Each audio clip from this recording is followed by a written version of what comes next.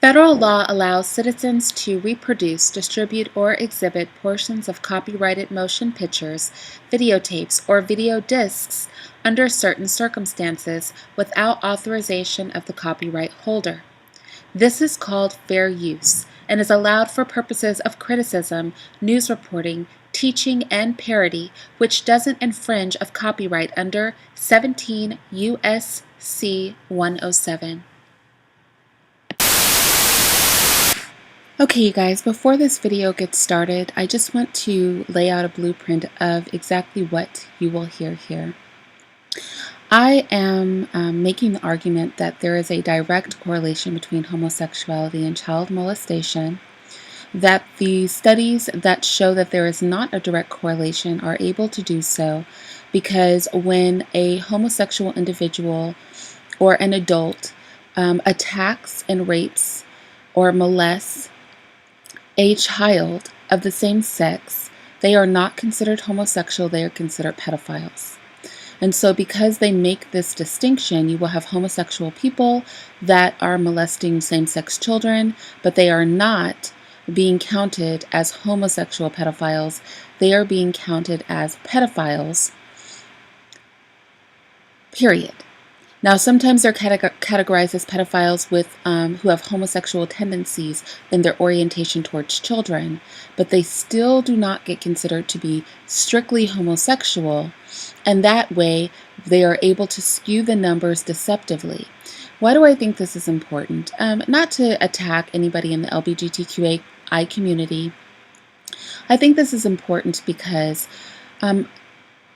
of reported cases, about 50% of men who are homosexual, report having been molested by other men as children. That's in comparison to about 7% of the heterosexual population. That's a huge difference. Even in the most conservative study I could find, at Harvard, 40% of pedophiles orient homosexually toward children. 40%. When homosexuals make up, the LGBTQAI community makes up 4% or less of all people in the United States. How is it that they make up 40% of individuals molesting children? In other studies, it shows that the rate of homosexuals or adults who homosexually orient towards children is double that of heterosexual child molestation per capita, meaning in proportion to the number of homosexuals that are in the community versus how much they offend against children of the same gender. And so it's for those reasons, no matter how you orient yourself, that we should all be concerned that there is honest reporting with this data. That if an individual molests a child of their same sex, that this be considered a homosexual molesting a child. And that we not stick them in a separate category with all other pedophiles in order to skew the numbers to support an agenda. Because that does not protect children. It does not protect children. Now, this is when being politically correct goes too far. When you start categorizing people to support an agenda and not categorizing them in a way that supports protecting children. Because if we are seeing these high rates of same-sex pedophilia, then that would allow us, if we were honest about the data, to be more protective of children. And not to demonize anybody, but to be realistic in our behaviors and have them on par with what is actually going on. And with that said, let's get into the video. Hello you guys, this is Irene, and I'm going to be discussing a rather sensitive subject regarding pedophilia. and the prevalence of pedophiles that are homosexual. I know that the common rhetoric is that there is no attachment between homosexuality and pedophilia, but I want to point at a few studies that discuss this issue in greater depth and speak on why I feel it is necessary for us to have some intellectual honesty and transparency with regard to this dialogue in the spirit of protecting children. And I was sort of prompted to do this talk with you guys based on the historical information I got when researching India Moore, a prominent transgender individual that is being upheld, I believe, was the first transgender to be put on Elle magazine, stars in a television show, was sort of pushed before us in Calvin Klein ads and on television as a very passable transgender individual. And what was heartbreaking about India Moore's story is that India Moore was removed from his home. One of his foster parents was a transgender who was a man who believed himself to be a woman. That man gave India Moore hormones at a young age and then withdrew giving those hormones to India Moore. And India Moore was positioned where essentially he was sexually trafficked to adult homosexual men and raped multiple times. And so here we have this victimized individual now being held up as part of a protected community instead of being treated for the very real trauma that occurred in their life. And I think a lot of this comes from even the ability to place a child in a home with somebody who doesn't identify with their birth gender really opens up a conversation about, are homosexuals more prone to sexually abusing children?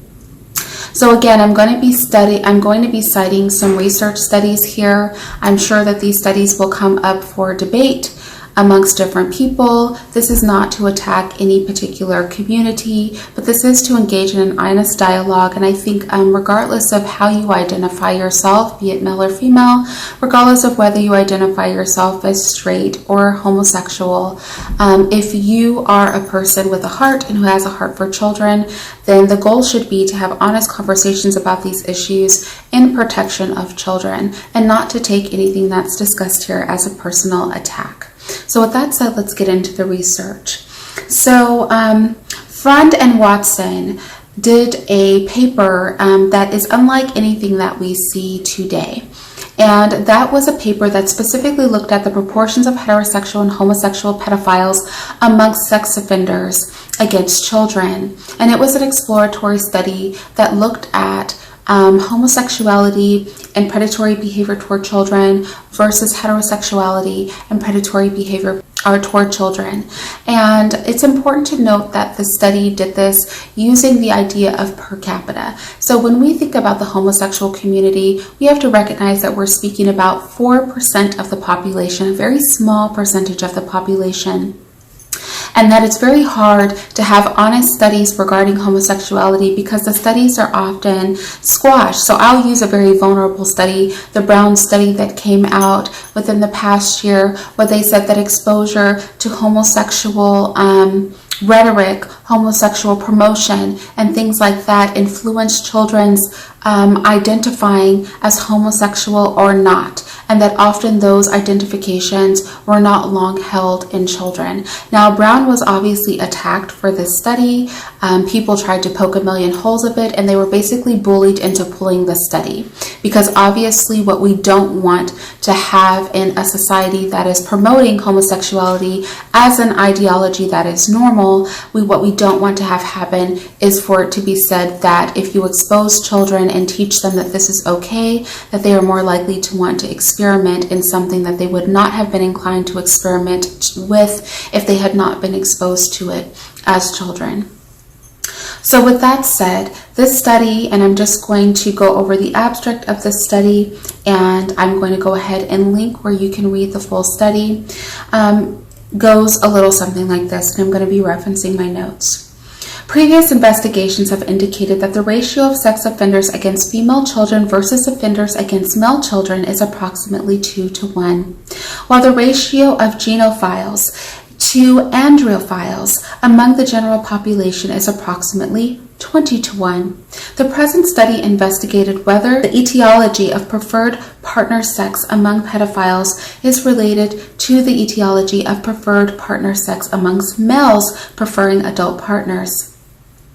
Using phallometric test sensitivities to calculate the proportion of true pedophiles among various groups of sex offenders against children, and taking into consideration previous reported mean numbers of victims per offender group, the ratio of heterosexual to homosexual pedophiles was calculated to be approximately 11 to 1. This suggests that the resulting proportion of true pedophiles among persons with a homosexual erotic development is greater than that in persons who develop heterosexually. Okay, so taking a look at that particular study, they did find a significant difference in pedophilic behavior of homosexuals than heterosexuals. Now, this is a study that would never be able to survive in today's climate, and that is because of a distinction that is made when people offend against children. And I think we really need to dispense with this ideology. And so that is that when a person of the same sex sexually abuses a child, that abuse is not considered pedophilic, is not considered homosexual in nature. So for example, if a man rapes a male child, that is not considered homosexual in nature. Ergo, it is easy to say at that point that homosexuals are not offending against children more. So when you combine the idea that a man or a woman who sexually offends against a child that is of the same sex is not considered to be homosexual pedophilia in nature, with the fact that a high proportion of homosexuals, 40 to 60%, depending on the studies that you choose to believe, identify as having been molested by same-sex persons as children. And I harken back to the India Moore situation. When we have these studies, but then we still reach the conclusion that homosexuals do not have a higher propensity to molest children, I think that what we end up with are false statistics. And I'm going to support this with a very liberal study that was done at Harvard. And in the Harvard study, they tried to kind of attack the beast from both sides. Consensus now exists that pedophilia is a distinct sexual orientation, and I think by making pedophilia a distinct sexual orientation, what that means is if there is homosexual pedophilia, it will not fall under homosexuality, it will fall under pedophilia. And that greatly skews the numbers because they are calling pedophilia distinctive regardless of whether or not that child abuse is directed toward a member of the same sex. Not something that develops in someone who is homosexual or heterosexual. Some people with pedophilic urges are also attracted to adults and may act only on the latter urges. Because people with pedophilic urges tend to be attracted to children of a particular gender, they are sometimes described in the literature as heterosexual, homosexual, or bisexual pedophiles. And I would say that to me, bisexual and homosexual are the same thing. Now, this is where the study gets interesting. Roughly 9 to 40% of pedophiles are homosexual in their orientation toward children. Roughly 9 to 40%. That is a huge gap. But when you take into consideration that homosexuals are only 4% of the population, whether it be 9% or whether it be 40%, that is a huge percentage per capita. And so again, even in the most liberal studies, a connection can be made between same-sex orientation and pedophilia. However, the common rhetoric of the time speaks differently, and I find it shocking that in a liberal paper, they would still push the propaganda that you cannot make the connection because pedophiles can be homosexual or bisexual or heterosexual in nature, but they cannot be considered homosexual in the same breath in a separate category with their orientation toward adults because pedophilia is its own sexual category. And so these are the mental games that are being played in defense of the LGBTQAI community. If this community was truly as normal as they claim, what I would hope is that they would promote corrective action and acknowledge, the same way we have to acknowledge that homosexuals have higher rates of committing suicide, higher rates of low self-esteem, higher promiscuity rates, higher STD rates. We would have to acknowledge the fact that a great deal of pedophiles, especially when taken into consideration the proportionality of homosexuals in the general population, that means that most pedophiles per capita are homosexual in nature. And this is even looking at the most liberal studies. Now, again, this liberal study backs down after they say up to 40% of pedophiles are homosexual in their orientation towards children. They then double back and say, but it is not the same as saying they are homosexual. Homosexual adults are no more likely than heterosexuals to abuse children.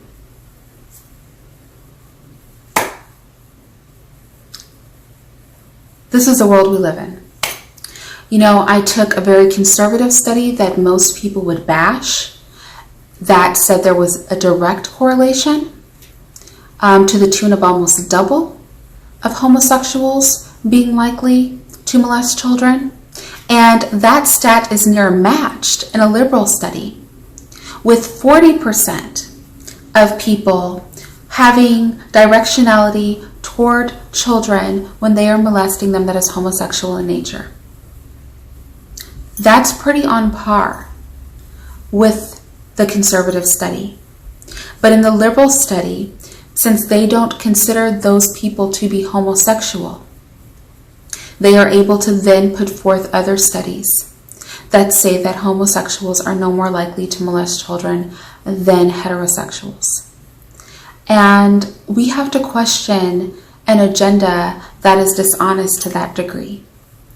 And that's what I would say. I would say, you know, take a look at these studies, do some research on some additional studies, and recognize that the numbers are heavily skewed. They're heavily skewed because although homosexual molestation is taking place, these people are not being categorized as homosexuals. They're being categorized as pedophiles. And that is why we have social scientists and such able to justify their claims that homosexuals are no more likely to molest a child than heterosexuals. That is why we can look at a population of homosexuals that overwhelmingly is molested by same-sex individuals as children and say that that is not due to homosexual actions, but that is due to pedophilic actions. I say the two things can coexist in the same time and space. You speak in the comments about what you believe regarding these studies and the others that I'll be listing in the description box. And with that said, I'll talk to you guys later. You know, the babies, the future, the black babies, that's what it's all about. You know, they talk about Black Lives Matter. I'm gonna tell you like this, man. The black youth is what matters the most. And that's what we gotta do, because that youth is what's gonna be the ones to liberate us. You know, we got to hear from them. So as we give it to them, and we give this, they use these tools to build with.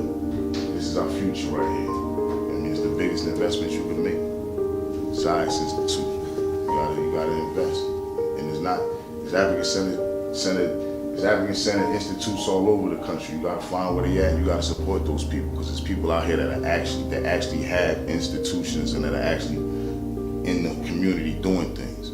You know, it's not about what we're gonna do and how we're gonna do it. You have people doing it. So it's happening. You just gotta get with the brothers, help the brothers, support the future, support yourself. That's what we're doing, you know.